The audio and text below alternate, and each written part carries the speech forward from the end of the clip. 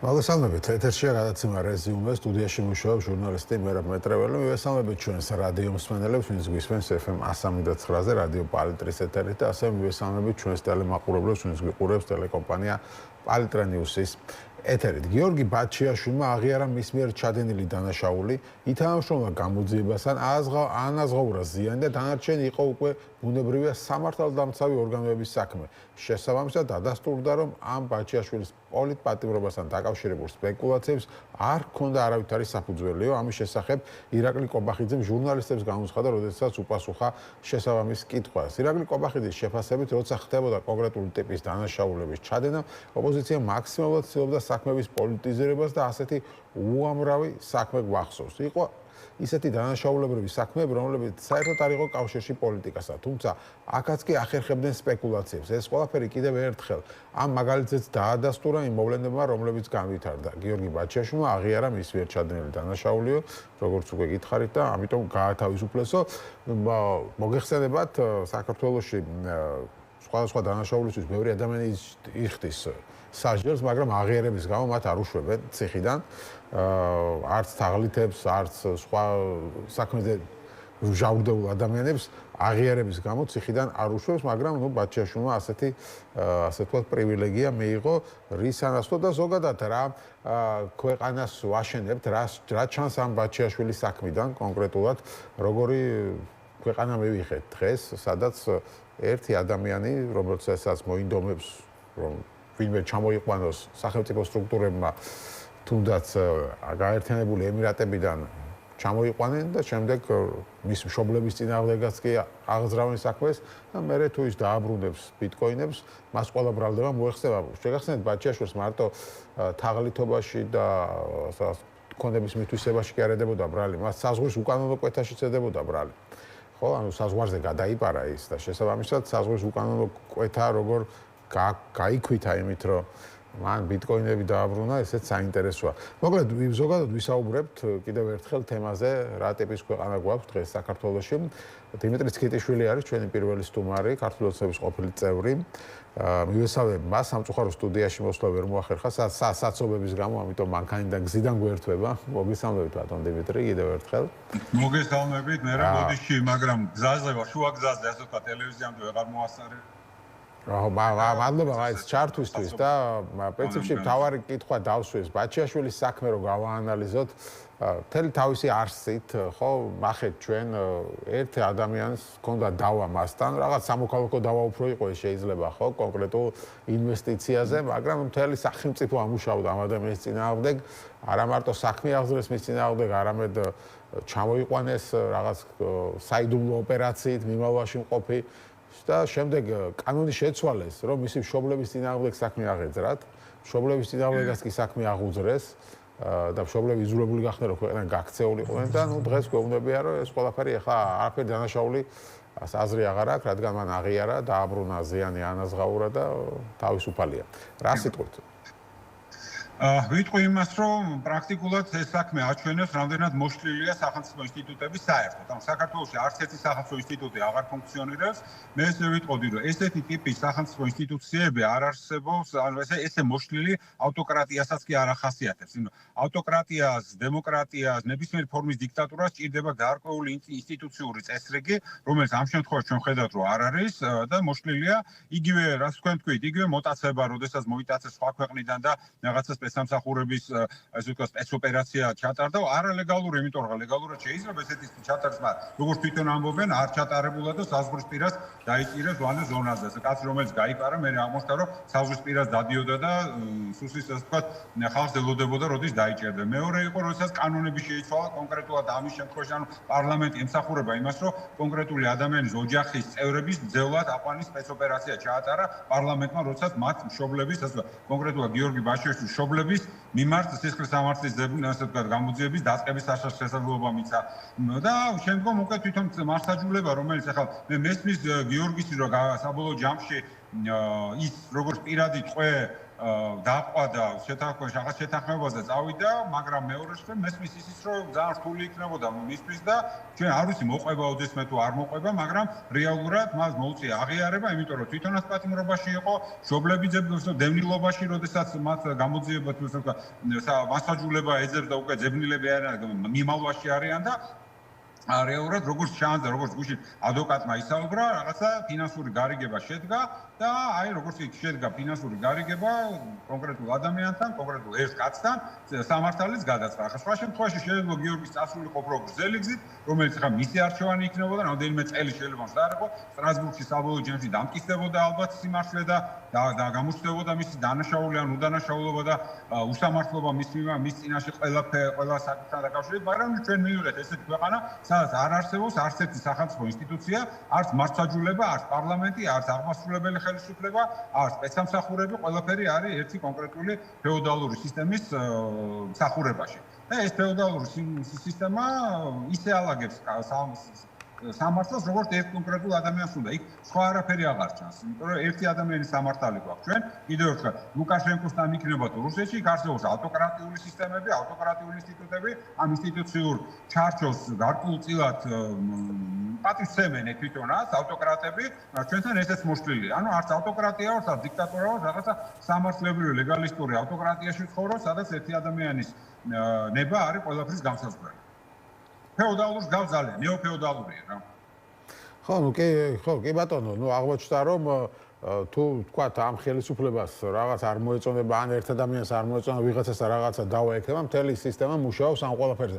ამის გამოვლინება არის მაგალითად იგივე ის გამკაცრებული კანონები, ხო, როდესაც ჩვენ გვეუბნებიან რომ აი გამკაცრებული კანონები ცოტა სხვანაირად უყურებ. გამკაცრებული კანონები არის, მე ვფიქრობ, რომ დღეს ასე ვთქვათ, დღეს ქართული ოცნების მმართველობა ვინც არიან, ფაქტიური აღმასრულებელი და ისინი ცდილობენ რომ დაამკვიდრონ რაღაცნაირი ავტორიტეტი შექმნა, რომ ჩვენ ისინი არიან ძლიერები, ძლიერი ხელი აქვს და ვაშეუძლიათ რაღაცა გააგო.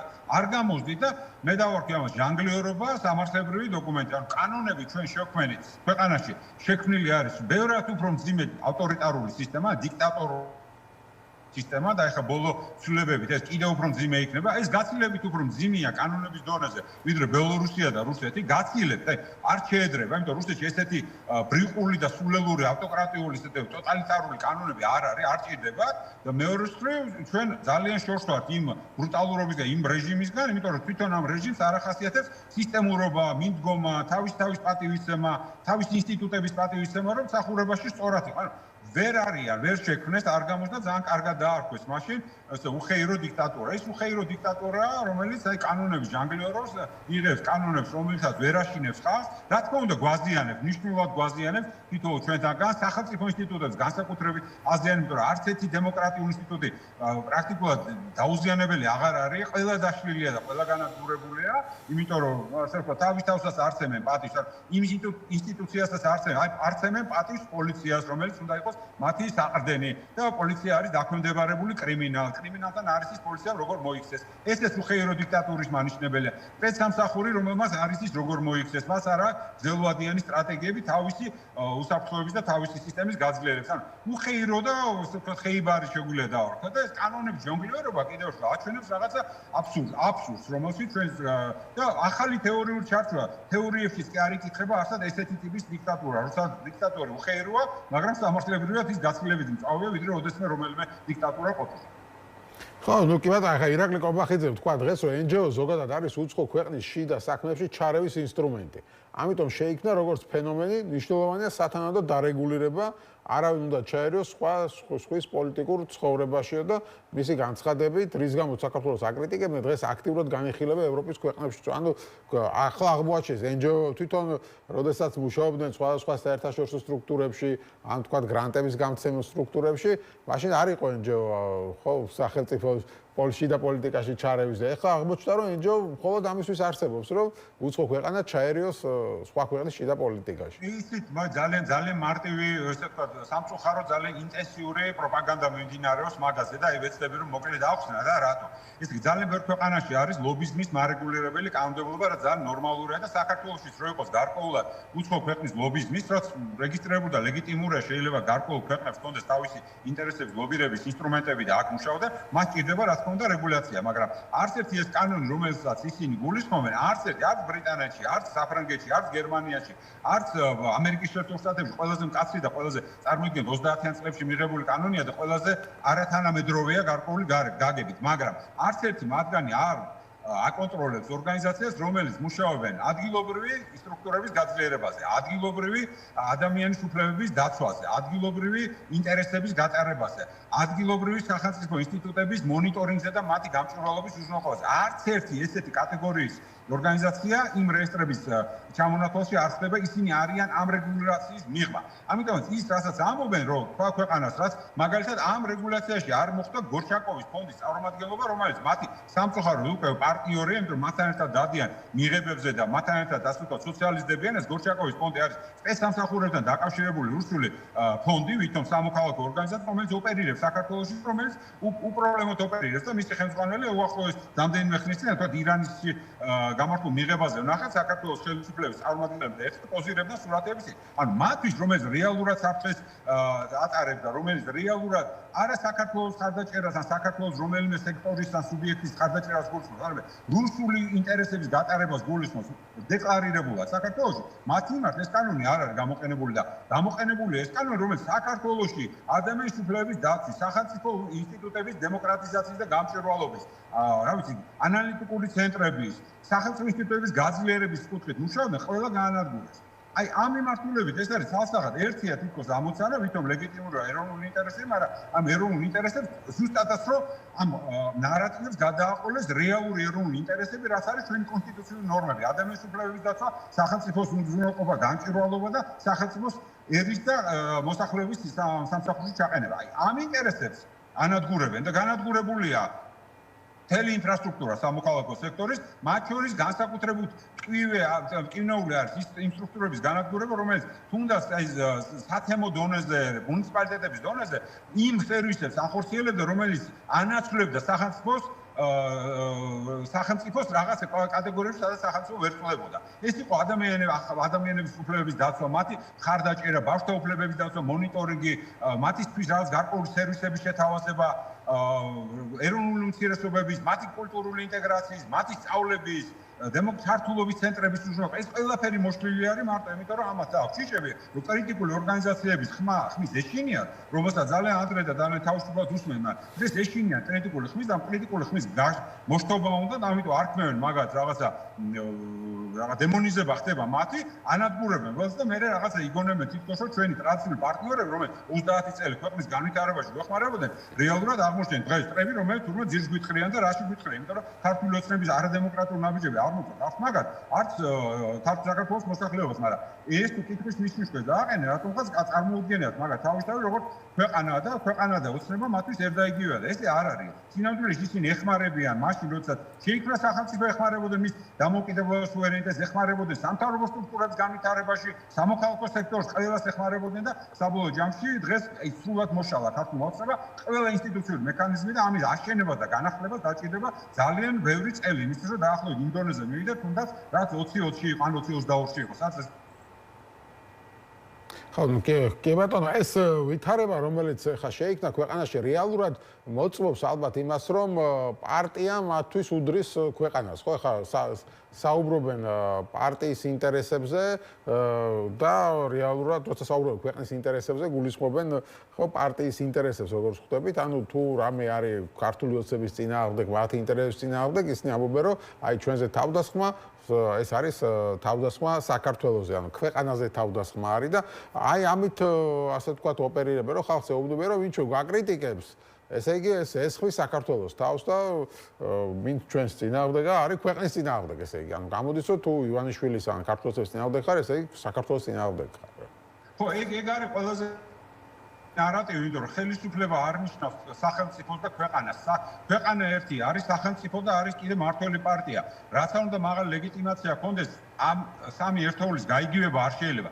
ქვეყანა არის ფართო გაგება, სადაც ყველა ჩვენთაგანია მოქალაქე, არამოქალაქე, ვინც ლეგალურად ცხოვრობს ამ ქვეყანაზე და ყველა გარკვეული უფლება და ზოგადად ვალდებულებები აქვს ამ ქვეყნის წინაშე. სახელმწიფო არის მთელი აპარატი, რომელიც ფუნქციონირებს იმისთვის, რომ მოსახლეობის ამ ქვეყნის ინტერესები დაიცვას და მართველი ძალა, ერთი იქნება თუ მრავალპარტიული, არის ის, ვინც ამას ემსახურება და დროებით ემსახურება.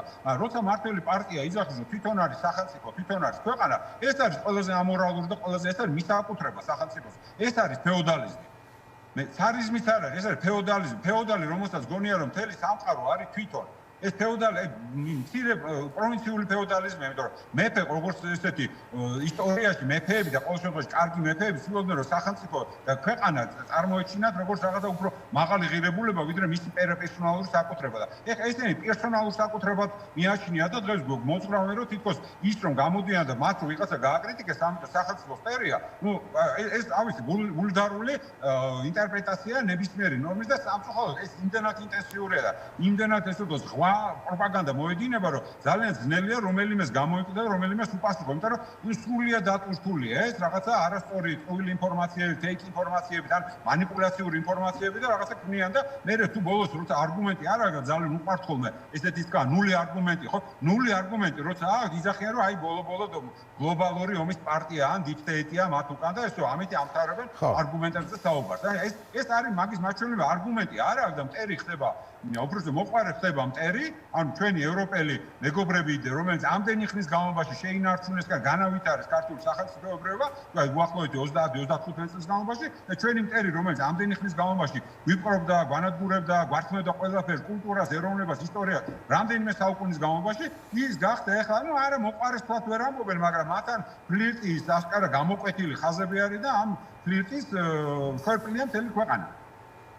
საჯარო ფლირტის ხომ ფარულად რაც მიდის, ამაზე კიდე შეგვიძლია ბევრი ვიმჯობოთ, ფარული გარიგებები და კავშირები. მაგრამ საჯაროდ ფლირტაობენ, რაღაცა ნეიტრალიტეტზე საუბრობენ, თითქოს არ გქონდეს ეს გამოცდილება ისტორიაში, რომ ნეიტრალიტეტმა როგორ დაანგრია ქვეყანა და ეს გვარი რუსეთისგან მონიჭებული გარანტიები როგორ საერთოდ გაქრა მაშინ ბოლშევიკური რუსეთისგან მოცემული ნეიტრალური საქართველოს დამოუკიდებლობის გარანტიები. ხო ეს გამოვლილი გვაქვს, ეს გამოცდილი გვაქვს, მაგრამ ამას გვაყარებენ ახლა რამენაირად მოამციფრონ ქართულ საზოგადოებაში. აზრი რომ ეს ყველაფერი თითქოს შესაძლებელია და მათ თითქოს შეუძლია და თითქოს ომი რო არ არის ქვეყანაში, მათი დამსახურება და იმას არ ამბობენ რომ ომი მარტო იმიტომ არ არის რომ რუსეთს ახლა ამ ეტაპზე არ ცალია, თორე გაგანია ომში ვარ ჩვენც, იმიტომ რომ საქართველოს გამოიყენება ტრანზიტად ირანსა და დამაკავშირებლად ირანსა და რუსეთს შორის საქართველოში არის დაპირისპირება, პოლარიზაცია, გაყოფილია საზოგადოება, არის კატასტროფული სოციალური კონფრონტაცია და სამოქალაქო კონფრონტაცია. ყველა კატეგორია ჩვენ გვაქვს, აი ფართო გააგებით მშვიდობა რაც არის, ამის არც ერთი კატეგორია არ აქვს,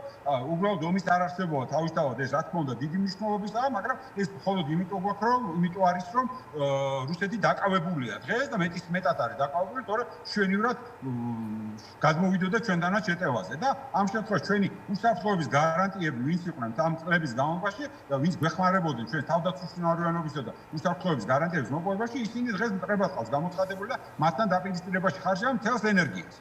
თელს რესურსს, თელს სახელმწიფო პროპაგანდას. კი ბატონო, ამ სიტუაციაში ბოლო კითხვა ეს იქნება ჩემი, აქეთა მხარემ რა უნდა ქნავს თქვენი აზრით, როგორ უნდა დაუპირისპირდნენ ამ ყველაფერს, რასაც ახლა რაზეც ვისაუბრეთ. დავუპირისპირდეთ იმით, რომ ჩვენ ძალიან, ავსი ხა აქ ძალიან ფართოა, იმიტომ რომ აქ ჩვენ ვერ ვიქნებით ისეთი ჰომოგენური, როგორც არის თვითონ ოცნება, იმიტომ რომ ოცნება თავისთავად ძალიან ავტოკრატიული და იერარქიული ორგანიზაციაა და აქეთი არის მრავალფეროვნება, ზოგი კარგია, ზოგი ცუდი, ზოგი ვიღაცას მოწონს, ზოგი ვიღაცას არ მოწონს, მაგრამ ამ ჩვენ მრავალფეროვნებაში და სისტემატიზაციაში მე ვფიქრობ, რომ ძალიან სისტემატური უნდა იყოს ჩვენი კომუნიკაცია საზოგადოებას, უნდა ვესაუბროთ იმ ხალხსაც, რომელიც შეიძლება ამ ეტაპზე ჩვენს თქო ქართული ოცნების ხარდაჭერებში მოიაზრება, ჩვენ არ უნდა შევუწყოთ ხელი არა თუ პოლარიზაციას, არამედ საზოგადოებაში პოლარიზაციის განვითარებას, იმიტომ ჩვენ ამ ხალხს უნდა ველაპარაკოთ და დავარწმუნოთ, რომ ეს სიმართლე არის სიმართლე და იქიდან რაც მომდინარეობს არის უბრალოდ მანიპულაცია და ტყუილი და მე ვფიქრობ, აქაც არის ეს ერთი მიმართულება. მეორე არის, რომ საზოგადოებასთან ჩვენ გვჭირდება უშუალო კომუნიკაცია, არა მარტო ასე ვთქვათ, რიტორიკის და თქვა დისკურსის დონეზე, არამედ მათთან კომუნიკაცია შესვლა ურთიერთობაში, საუბარი და მობილიზება იმისთვის, რომ ხალხი იყოს მობილიზებული და ძალიან კარგად დავანახოთ და რაც თავარია, ჩვენ უნდა გქონდეს გარკვეულად პოლიტიკურ ძალებს, არასამთავრობო სექტორს, სამოქალაქო სექტორს, უნდა გქონდეს ძალიან ძალიან ეფექტური კოორდინაციის მექანიზმები, რომ გარკვეულწილად რაღაცა ეფექტურად და ძალიან მიზანმიმართულად დავარწათ იმ სუსტ ხარებში, რა ძალიან ბევრია ქართულ ოცნებას შეცდომაზე მოდის, ძალიან არაეფექტური მთავრობა არის, ძალიან არაეფექტური ხელისუფლება, ვეღარ დიქტატორები არიან, ვეღარ დემოკრატები არიან, ეხლა დებატები მოიგონეს, მე რაღაცას მოიგონეს, ცდილობენ რომ გამოძრენ სიტუაციიდან და არაფერი არ გამოსდა, წარუმატებლები არიან და ერთადერთი ჩვენი დაყოფა, დაგსაქსვა და ასე ვთქვათ, ფრაგმენტაცია ეხმარება მათ, რომ გაიძლიერონ პოზიცია. ანუ კიდევ ერთხელ ბრუნდებით იმაზე, რომ დავიწყოთ უფრო მეტი კოორდინაცია, უფრო მეტად მიზანმიმართულები ვიყოთ იმ დარწმების მიყენებაზე პოლიტიკურ გულისხმობ, რაც მათ ატკენს და აზიანებს და საბოლოო ჯამში აუცილებლად დავამარცხებთ. ამიტომ ეს გარდაუვალე მათ არ აქვს უნარი, რომ არც ავტოკრატიაში, არც დემოკრატიაში ვერ ივარგეს და ეხლა ავტოკრატიასაც ვერ აღჩენებენ. ეს წარუმატებელი ხალხია და ეს წარუმატებლობა აუცილებლად დამთავრდება მათი მარცხით. ხო, მაგრამ აქ ოპოზიციაში აქვს ესეთი დილემა, ხო? ერთად თუ ცალ-ცალკე. დღეს გამოვიდა ზოგი საუბრობენ, რომ აი ჩვენ რაღაცა უნდა გავერთიანდეთ ყველანი და დღეს ლელო გამოვიდა და თქვა, რომ არა, ყველა ერთ ქვაბში არ უნდა ჩაიყაროს და ჩვენ ცალკე ვიბრძოლებთ და ეს ამბავიც კი ვერ გადაიჭრა, ხო? რა არის უკეთესი? მე მგონია და მე ხშირად ვიძახდი ამას და ყოველთვის ამას ვიძახდი, რომ დავანებოთ იმის ძახილს თავი, რომ ჩვენ უნდა გავერთიანოთ. თუ გაერთიანება შესაძლებელია, გაერთიანდება და დავამთავროთ, მაგრამ რახან არ გამოდის ამდენი ხნის განმავლობაში. დავანებოთ ამაზე საუბარს თავი, მაგრამ ის რაც შესაძლებელია და არაერთხელ გაგვიკეთებია, თუ რამე წარმატება მიგვიღწევია, გაგვიკეთებია იმით, რომ კოორდინაციაში შევსულვართ, კომუნიკაცია გქონია, რაღაცა ტაქტიკები, სტრატეგიები ერთმანეთში შეგვითანხმებია და მიზანმიმართულად გვიმოქმედია და გაგვიმარჯვია. იყო ამის და კიდევ ერთხელ ყველაზე საჯარო მაგალითი ამისი იყო სტრასბურგის შარშანდელი შემთხვევა, როცა ძალიან ძლიერი რეზოლუცია იქნა მიღებული, რომელსაც განაპირობა შემდგომი განვითარება საერთაშორისო კონტექსტის ოცნების, ასე ვთქვათ, იზოლაციის თვალსაზრისით. ჩვენ მაგ მოდელით ვიმოვართ, თუ გამოვა საბოლოო ჯამში ერთობა და უფრო მჭიდრო თანამშრომლობა დრო გვაჩვენეს, მაგრამ იმითი არ უნდა დავიწყოთ, რაც იმ თავით ვიცით, რომ არ გამოვა. ხო ვიცით, რომ განსხვავებულია პოლიტიკური პოზიციები დღეს, მათ შორის ამ ძირითად რამდენიმე პარტიას შორის. ხო ვიცით, რომ მანდ არ უნდათ გაერთიანება და როცა ამაზე ლაპარაკობ, მე მგონია, რომ უბრალოდ დამატებით მოლოდინებს, რომელსაც მე ვერ პასუხობენ და ამით მე საზოგადოება კიდევ უფრო გადაღლილი და ფრუსტრირებული გამოდის და ამაზე მე როგორც წესი აპელირებს უკვე ქართული ოცნება, რომ იძახის, რომ აი ვერ ერთიანდებიან და არც უნდა დავისახოთ ისეთი არარეალისტური ამოცანა მიზნად, დავისახოთ ამოცანა მიზნად, რომ ეს უნდა იყოს კოორდინაცია. კოორდინაცია აი კონკრეტულ ამ საკითხში და კონკრეტულ ამ საკითხში. თუ შედგება კოორდინაცია და ეფექტური იქნება, დავინახავთ მაგას და შემდგომ ნაბიჯებს გადავა. თუ ვიღაცები დაახლოვდებიან და მოახერხებენ დამსხვილებას, შედარებით პატარა პარტიები და უფრო დიდ ერთობა ჩამოყალიბდნენ, ეს ძალიან კარგი იქნება. მთავარი აქ არის არა ლიდერების გაერთიანება, არამედ მათი მხარდამჭერების, მათი ამორჩევლის და გაერთიანება და მათი გარკვეულად ერთ პოლიტიკურ მობილობაში, მობილიზაციაში თავმოყრა. ამის ეს არის გასაკეთებელი და არა ის რომ ლიდერები დაждდნენ ერთად და მე ერთობლივი პრესკონფერენციები ატარებენ. აი მე ესე ვხედავ და კიდევ ერთხელ კოორდინაცია მნიშვნელოვანია, კოორდინაციას არის უზარმაზარი რესურსი და ძალიან ბევრი რამის გაკეთება შეგვიძლია კოორდინაცია. გასაგებია, მადლობა დიდი გადაცემაში მონაწილეობისთვის. დიმიტრი ცკიტიშვილი იყო ჩვენი სტუმარი. რეკლამის შემდეგ ჩვენ ლაშა ფარულავა შემოგვიერთდება. ვისაუბრებთ კოლ-ცენტრების თემაზე, იცით რომ ამ ორი დღეა სკანდალი ამ საკითხთან დაკავშირებით გაირკვა, რომ ქვეყნის ყოფილი გენერალური პროკურორი სუსის უფროსი კოლ-ცენტრებს ფარველობდნენ, დააკავეს ჟურნალისტი ელისო კილაძე და კოლ-ცენტრების თემა არის ერთ-ერთი, რომელსაც თქორეთ ყველაზე ხშირად საუბრობდნენ პოლიტიკოსები და მათ შორის ლაშა ფარულავაც, ასე რომ ის შემოგვიერთდება რეკლამის შემდეგ. დაგველოდეთ რამდენიმე წუთში დავუბრუნდებით.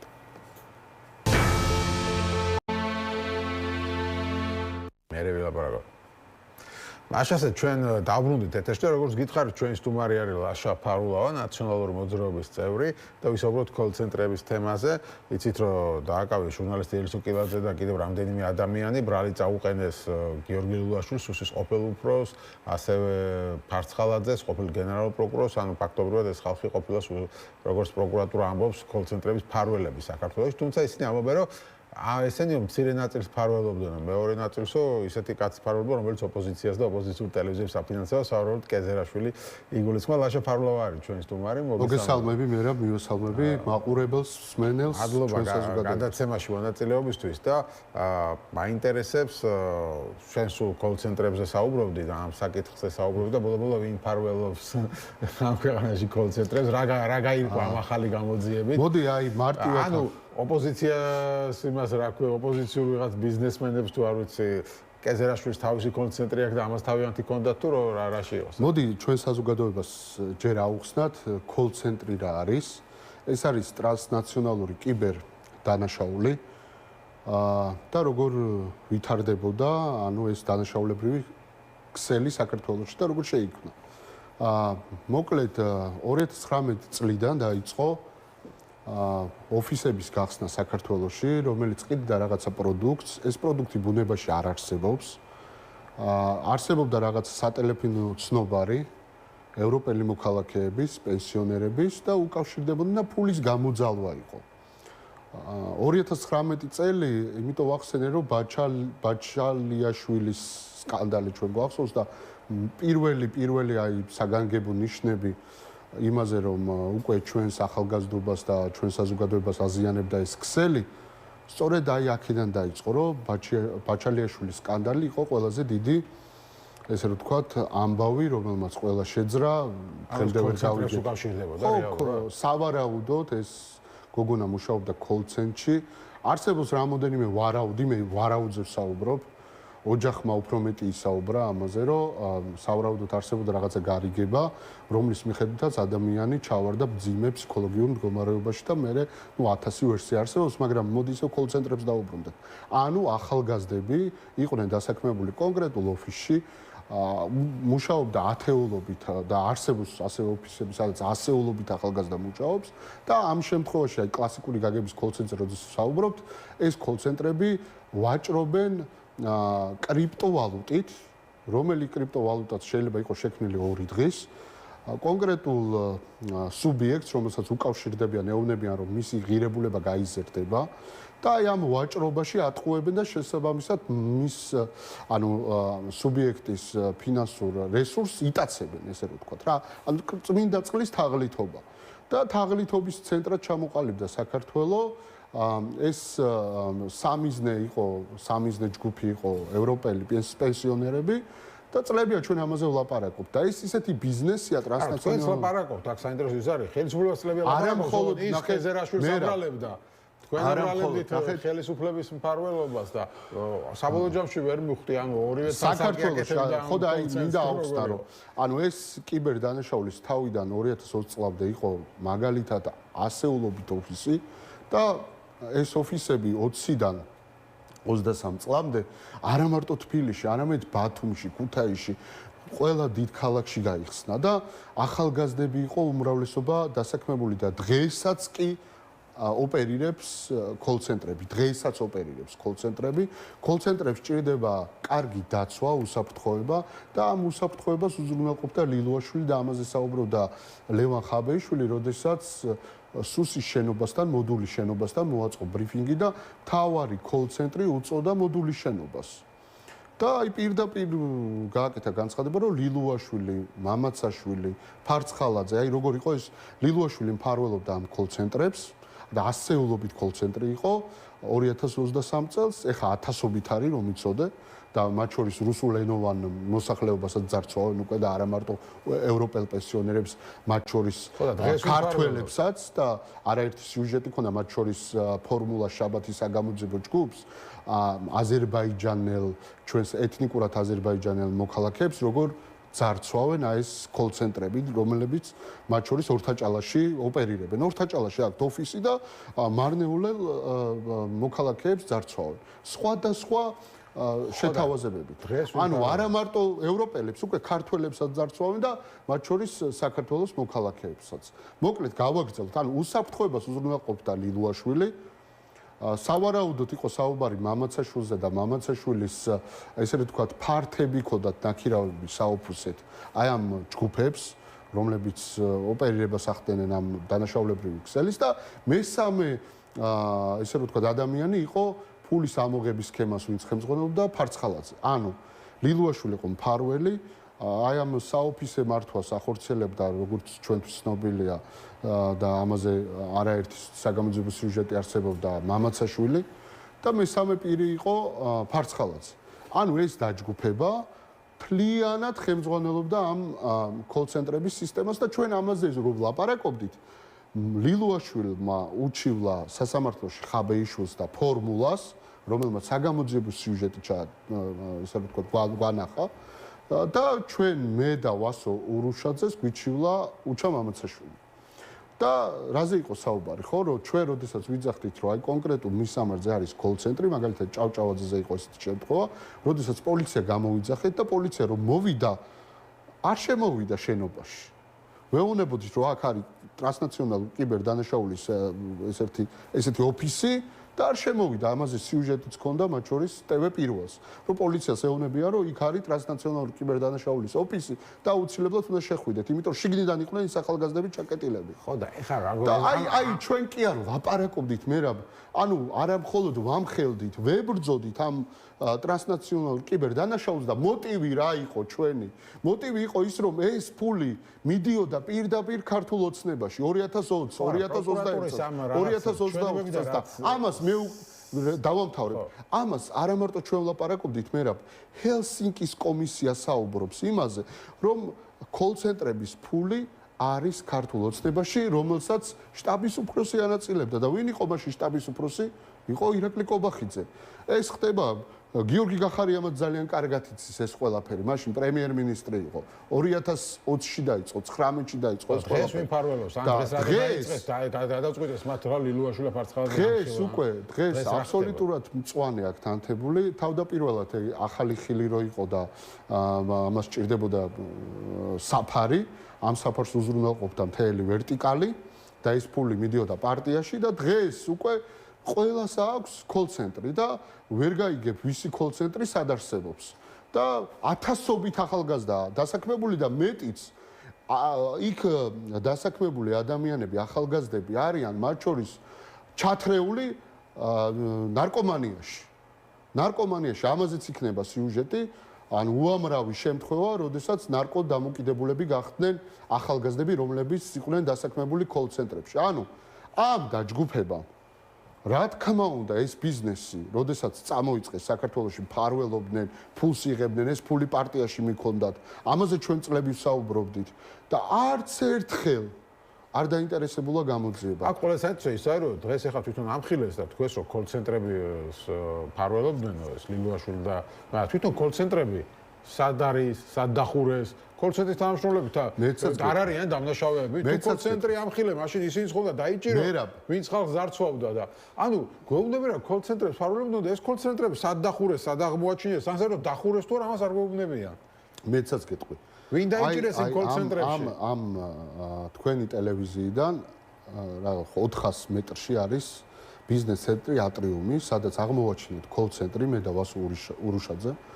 პირადად შევარდი და ვინც დამხვდა ახალგაზრდა ადამიანი, რომელთანაც მომივიდა რაღაცა ფიზიკური შეხლა შემოხლა და გამოვიძახეთ პოლიციამ არაფერი არ გააკეთა და უკვე ღამე 8 საათზე, 9 საათზე პროპაგანდისტულ არხებს ჰქონდათ ჩართვა, რომ ჩვენ ვიპოვეთო კეზერაშვილის კოლ-ცენტრი. არა და მე ვიპოვე კოლ-ცენტრი, მე გამოვიძახე და პირდაპირ ეთერში შევვარდი, პირდაპირ ჩართვაში შევვარდი. კეზერაშვილი როგორ ფიგურირებს? ხო და აი მე რა, აი ფარისევლობა და ყური. მაგალითად პროკურატურა ამბობდა, რომ ელისო კილაძე უზრუნველყოფდა იმასო, რომ ნახე რა ქვია, კეზერაშვილსო ნახე გამორიცხულია. შეტევას მივიტანო მის მათ კოლ-ცენტრებზე. ხო აი ნახე დასაცავდა. ისე შტაბილია შეიქმნა, რომ თითქოს აქედან კეზერაშვილის ხალხი ამათ კოლ-ცენტრებს ამხელდა და ესენი იმათ კოლ-ცენტრებს. აი კეზერაშვილი მათი მთავარი სამიზნე იმის გამო იყო, რომ ფორმულას აფინანსებდა, კრიტიკულ ხმას აფინანსებდა და ცდილობდნენ ყველაფერი დაეკავშირებინათ კეზერაშვილთან. და კეზერაშვილს გაიძახოდნენ და ვინ გაიძახოდა ამას? ფარცხალაძის ის რო იყო პროკურორი შოთაძე. სწორედ ის საუბრობდა, სად არის BBC-ს გამოძიებაზე რო ლაპარაკობდნენ და თითო რო შეუკვეთეს აქ და BBC მერე აიღო ეს სიუჟეტი. კეზერაშვილმა გაიმარჯვა, მაგრამ ქიმიური მოწამვლის სკანდალზე რომ იმართეს, რატო არ აიღეს? იმიტომ რომ მტკიცებულებები ქიმიური მოწამვლის სკანდალზე არსებობს, ხოლო კეზერაშვილთან დაკავშირებით ესეთი მტკიცებულებები არ არსებობდა და ამიტომ აიღო BBC-მ სწორედ ის სიუჟეტი, რომელიც მომზადებაში ჩართული იყო პროკურატურა, მერაბ შოთაძის უწყება. ხო და აი რადგანაც საქართველოში არ არის სამართლიანი სასამართლო, ტყუილი და მართალი არსად არ განიხილება, ხო? ელისო კილაძიდან დაწყებული ყველა ვისაც დააკავებენ, ყველა არავის არ ექნება დაცვის უფლება, არავის არ ექნება სამართლიანი სასამართლოს უფლება. ჩვენ ვერ გავიგებთ ტყუილს და მართალს. აი ეს არის ცხადი. და ცხადია ის, რომ ადამიანი, რომელიც არის ჟურნალისტი, აბრალებ კოლ-ცენტრის რაღაცა საქმიანობას კოლ-ცენტრში და როდესაც შენ გაქვს კანონიერი უფლებამოსილება, ყველანაირი ძალაუფლება ქვეყანაში უსაფრთხოებაზე, საპოლიციო კონტროლზეც, ყველაფერზე შენ გაქვს პასუხისგებლობა და ელისო კილაძეს აბრალებ აი ესეთი ფარისევლობა, ტყუილი, ფარსი, გაუგონარი სიგიჟე, რომელსაც კობახიძე მდინარაძე გვთავაზობს, აი მე არსად არ მინახია თვითონ ანაწილებდნენ კახიშვილის მე ხო არ მეშლება. ხო, მისი შტაბი იყო ისანში, ნოდარ მელაძის შაბათის საგამოძიებო გადაცემას ქონდა მომზადებული სიუჟეტი კოლ-ცენტრის ტიპებს, როგორ მიქონდათ ფული მასთან და კი ქართულ ოცნებაში ირეცხებოდა ეს ფული. ქართული ოცნება ამ ფულს იღებდა და მოსყიდვაში ხარჯავდა და ამაზე მე კი არ საუბრობ, ჰელსინკის კომისია, შეერთებული შტატები საუბრობს ამაზე. ჰელსინკის კომისიას თავიდანვე კაცო პროკურატურა ხო გამოგვიცხადა გუში რომ კოლ-ცენტრებს ფარველობდა, რა ვიცი, ვიღაც ელისო კილაძეო, დავიჭირეთო, რაღაც ამ საქმეში იყო ჩართული, ხო ვერ გავიგე რა ბრალდება, რაღაც იმას უზრუნველყოფდაო, რაღაც ყურადღების გადატანას თუ რაღაც დაახლოებით ასეთი. ამას ვერ ვნახავთ რომ კონკრეტულად რა ბრალდება იქნება, მაგრამ აღიარებენ რომ კოლ-ცენტრები არსებობს. ილუაშვილი მფარველობდა, ფარსხაძე მფარველობდა და ერთი დახურული კოლ-ცენტრი გვაჩვენა, რა ვიცი. ხო და აი რამინდა რომ კოლ-ცენტრი არჩვენა, არსებობს, გვაჩვენა ხო რომ შევიდნენ რეიდით, კოლ-ცენტრი დახურეს, ხალხი დაიჭირეს, იმიტომ ის ხალხი ვინც რეკავს თაღლითია, ხო? ვინც იმ კოლ-ცენტრის მენეჯერი ვინც არის, ხელმძღვანელი ვინც არის, ის ხალხს დარწვავს, ხო? ხომ და დაიჭირეს ხალხი. გეთახმები მერაბ და თან ყველა გამოძიება რომელიც ჩვენ ნახეთ დააკავეს კონკრეტული ადამიანები და ყველა გაათავისუფლეს. ანუ ნახეთ ერთგვარი ხაფანგია კოლ-ცენტრი ახალგაზრდებისთვის და მე მინდა ჩვენი ახალგაზრდობა გავაფრთხილო, მე ვიცი რაც ხდება 23-24 წლის პროტესტში უამრავი ახალგაზრდა იყო ჩართული და ყველა დაასაქმეს კოლ-ცენტრებში. აი სრული პასუხისგებლობით ვამბობ, უმრავლესობა კოლ-ცენტრებში დაასაქმეს. ეს ადამიანები აი ამ ხაფანგში გააბეს, ყველას ეუბნებიან რომ აბა ფეხი გადგი აქციაზე. წახვალ ციხეში, რატო? იმიტომ რომ შენ პოტენციურად დამნაშავე ხარ. დამნაშავეები არიან, იმიტომ რომ დანაშაულში არიან ტრანსნაციონალურ კიბერდანაშაულში არიან ჩათრეულები. და ამას აკეთებს ვინ? ამას აკეთებს ხელისუფლება. კი, აი ხა ამას რო ვამბობ, სრული პასუხისგებლობით ვაცხადებ ამას. რომ ათასობით, არა ასობით, ათასობით ახალგაზრდა არის ჩართული ტრანსნაციონალურ კიბერ დანაშაულში, ხელისუფლებამ ჩაითრია, ხელისუფლებას თან დაახლოებული ჯგუფები უზრუნველყოფენ ამ ოფისების ოპერირებას და ყველამ კარგად იცის ამ ქალაქშიც და ბათუმშიც ვინ დგას ამ ყველაფრის უკან. მაღალჩინოსნები, ქართული ოცნების მაღალჩინოსნები. კი. და არაერთი გამოძიება ვნახეთ დააკავებენ ადამიანებს, შემდეგ გამოუშვებენ. ხო აი ესეთი რამე არსად არ ხდება. აი ატრიუმის მაგალითს გეტყვი რა. სულ ყველგან ვიძახი, მართლა კომედია. ადამიანთან ვისთანაც მომივიდა შელაპარაკება, ვინც იყო აი კოლ-ცენტრის მენეჯერი, იმავე დღეს რომ მოხდა ეს 4 საათზე იყო და 8 საათზე არა 11 საათზე, ღამის 11 საათზე ნახე კაფეში. და რომ დამინახა გაიქცა. ანუ კი არ დააკავეს. კაფეში იყო გულაობდა. ანუ ამას სულ ყველგან ვიძახი. აი ესეთი სიგიჟე, ანუ შევიდა გამოძიება, უკვე აღარავინ რო აღარ იყო. ატრიუმში ამბობდა პროპაგანდისტული მედია რომ ესო კეზერაშვილის არისო და პირდაპირ ანუ სტენდაპზე რო იდგა ჟურნალისტი მან შეუვარდი და მან უთხარი რომ მე გამოვიძახე თქო და პოლიცია რო იყო იმათ უთხარი შუადღის მე არ გამოგიძახეთ მეთქი იქვე ვამხილე მაგრამ აი ტყუილი აი ეს ტყუილი ფარსი მაგათი ყოველდღიურობაა თითქოს აი ხა ისე ლაპარაკობენ კოლ-ცენტრებზე არანაირი შეხება არ აქვს თუმე კობახიძეს 2020-2021 წლებში სიუჟეტები რომ მზადებდა ჩვენ რო ლაპარაკობდით კი არ ლაპარაკობდით ვამხელდით კონკრეტულ ოფისებში შევდიოდით ვებრძოდით ამ კიბერდანაშაულს და ეს ადამიანები გვეუბნებდნენ არ არსებობს კოლ-ცენტრი არ არსებობს კიბერდანაშაული იტყუებიან ესენი ხაბეიშვილი ეგ ყველაფერზე იტყუება არ დაუჯეროთ ხალხო ხო გახსოვთ და მათ შორის გულდასწყვეტი რა არის მე რა ბრო აი ამ ნარატივში დემონიზაციის კამპანიაში იყო არაერთი ადამიანი მათ შორის კრიტიკულ მხარეს ჩართული კი აი ესეთი არაკეთილსინდისიერები არსებობდნენ მე არ ვსაუბრობ ეხა ელისო კილაძეზე თუმცა ყველამ კარგად იცის ჩემი ერთ-ერთ გადაცემაში სტუმრობა, ბიზნეს გადაცემაში სტუმრობა, იქ რაც მოხდა, კი აი იმ ჯგუფის დაკვეთილი იყო, რომ ჩემზე პირდაპირ იერიში მოეტანათ, რომ მე წამყვანისთვის ხელი გამერტყა. აი ეს ქონდათ დაგეგმილი, ეს რო არ გამოუვიდათ, შემდეგ რა გააკეთეს, იცი? ბანერი დაამზადეს და ისეთ ადამიანებთან ერთად გამომაკრეს. ყველა მეტრო სადგურთან იყო აი ეს ბანერი გაკრული რა. აი ჩემზე მე არ ყოფილვარ ნაციონალური მოძრაობის ხელისუფლებაში და რა ხალხთან გამომაკრეს მე რა. მე ვარ ბაჩო ახალაიას გვერდზე, საერთოდ არ ვიცნობ ბაჩო ახალაიას. სახეზე არ მყავს ნანახი. და აქ ადამიანები არიან, ნანახი არ მყავს, ფიზიკურად ხელი არ მაქვს ჩამორთმეული. და იმათთან გამომაკრეს, რომ ანუ რადგანაც მე ვლაპარაკობდი კოლ-ცენტრებზე, ანუ დემონიზირება დაიწყეს ჩემი და მეტროებთან გამოვაკრეს. კი, ყველას გვახსოვს. და ვინ აკეთებდა ამას? აკეთებდა ქართული ოცნება.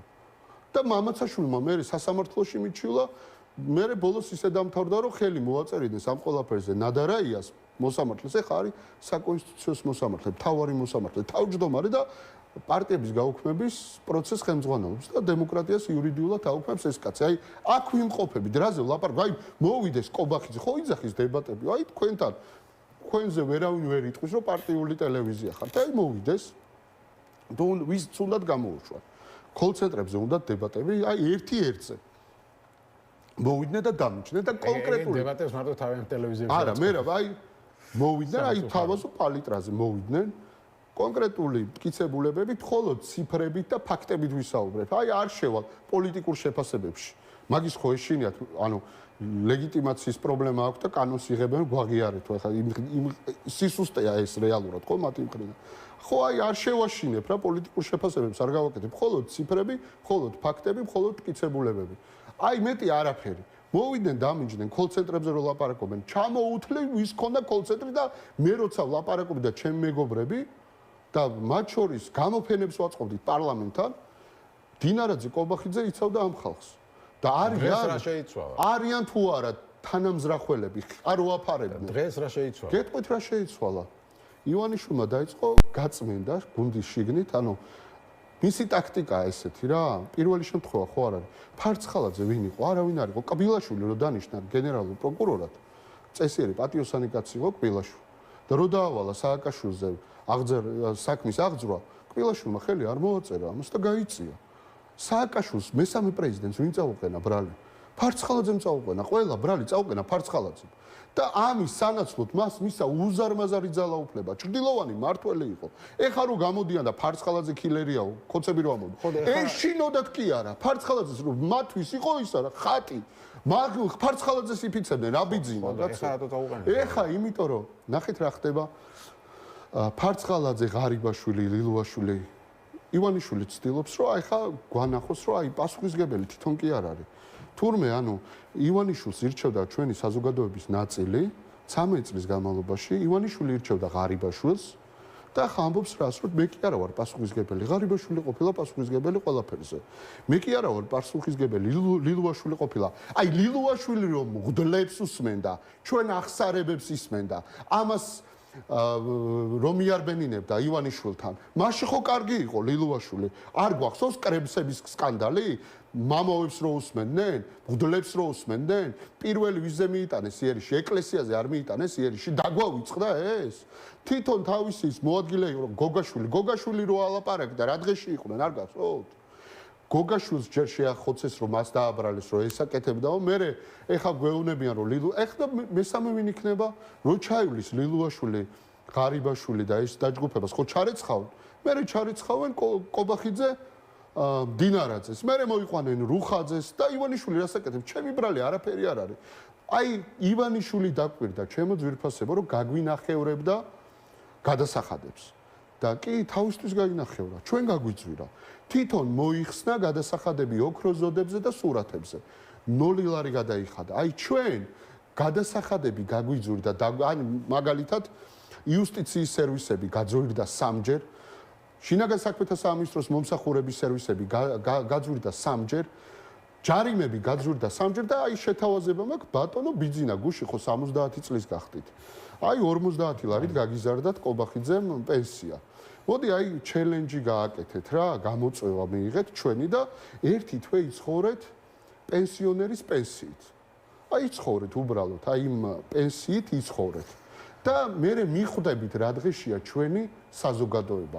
როგორ დასცინით ჩვენ საზოგადოებას. 14 წელია თქვენ იშოვეთ ფული, ხალხი გააღატაკეთ საქართველოს, ქართველებისგან დაცალეთ და ახლა გველაპარაკებიან, რომ მიგრაცია არის პრობლემა, ეს ფარისევლები მართლა რა. მადლობა დიდი გადაცემის სტუმრობისთვის. ლაშა ფარულავა იყო ჩვენი სტუმარი, ასეთ იყო დღევანდელი გადაცემა რეზიუმე, მე ხვალამდე გემშვიდობებით.